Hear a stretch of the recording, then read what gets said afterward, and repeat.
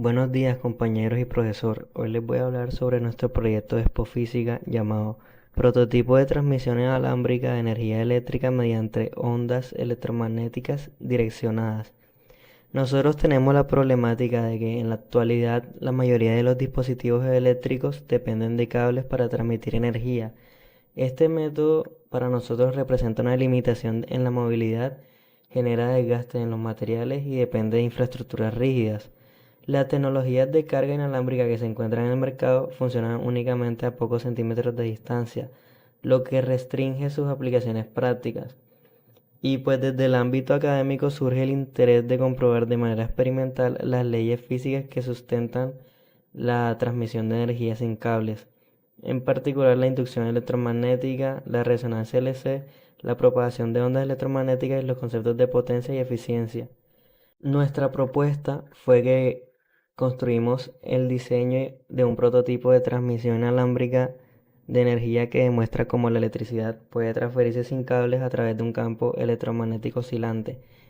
Para ello se construyó una bobina emisora excitada por un oscilador de alta frecuencia y una bobina receptora ajustada en la misma frecuencia de resonancia, pero esto se lo mostraré más adelante.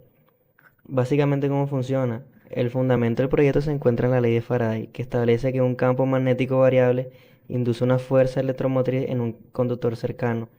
Esta inducción se ve acompañada de la ley de Lenz, que explica que la corriente inducida se opone al cambio que la produce y la eficiencia del proceso aumenta cuando las bobinas emisora y receptora forman circuitos resonantes LC, pues obviamente ajustados a la misma frecuencia, fenómeno que se describe con la ecuación de resonancia. De esta manera la energía se transfiere no solo por inducción cercana, sino también por propagación de ondas electromagnéticas en el espacio. Vamos a empezar mostrando imágenes reales mientras voy hablando de por qué elegimos estos materiales y mostrando el paso a paso de cómo hicimos este experimento, junto a la explicación física de por qué elegimos estos materiales. Primero empezamos preparando las bobinas en el alambre usando un tubo de PVC como base. Esto para enrollar el alambre de cobre esmaltado.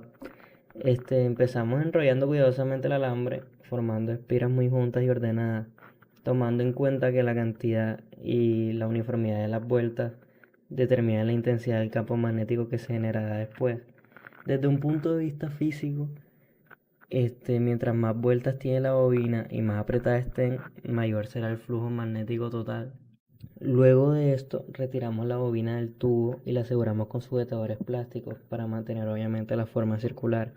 Esta bobina funcionará como el emisor de energía, que será alimentado por una fuente de corriente alterna, en nuestro caso baterías AA, y su función será crear un campo magnético variable a su alrededor, ya que según la ley de Faraday, ese campo magnético variable inducirá una fuerza electromotriz, lo que quiere decir que esta primera bobina se comportará como un transmisor electromagnético.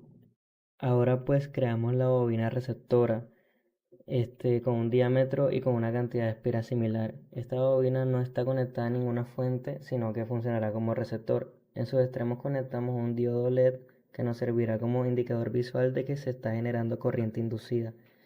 Desde el punto de vista teórico, cuando la bobina emisora produce un campo magnético variable, ese flujo magnético atraviesa la bobina receptora y de acuerdo a la ley de Faraday induce una corriente. Esa corriente alterna se transforma en una pequeña diferencia de potencial que enciende el LED. Y además, si ambas bobinas están ajustadas a la misma frecuencia de resonancia LC, la eficiencia de la transferencia aumenta. Esto se explica por el fenómeno de resonancia electromagnética acoplada. Bueno, aquí estamos en el presente y aquí tenemos nuestro experimento. En este caso, la bobina receptora la decoramos de un celular y la bobina emisora la decoramos de un cargador inalámbrico, que adentro tiene la bobina emisora junto con su fuente, en este caso la batería AA.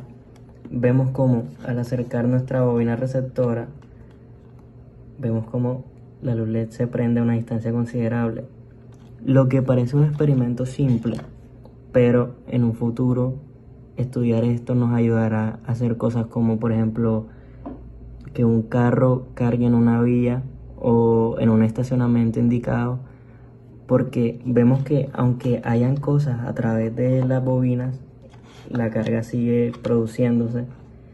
debido a que no son conductores. ¿Y qué pasa si habría un conductor entre estas dos bobinas? Lo vamos a explicar ahora.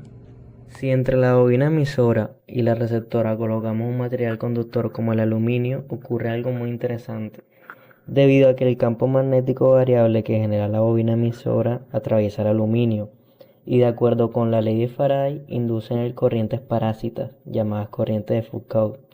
Estas corrientes circulan en trayectorias cerradas dentro del metal y generan su propio campo magnético, el cual, según la ley de Lenz, se opone al campo original.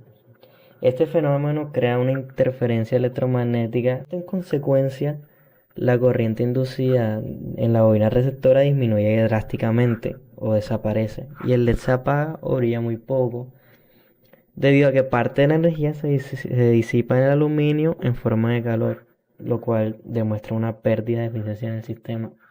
Este problema es fácil de solucionar debido a que si colocamos un material aislante no conductor, como plástico o cartón en nuestro caso, el campo magnético atraviesa casi sin alteración, ya que estos materiales no permiten la formación de corrientes inducidas. Por tanto, la transmisión de energía no se ve afectada de manera significativa.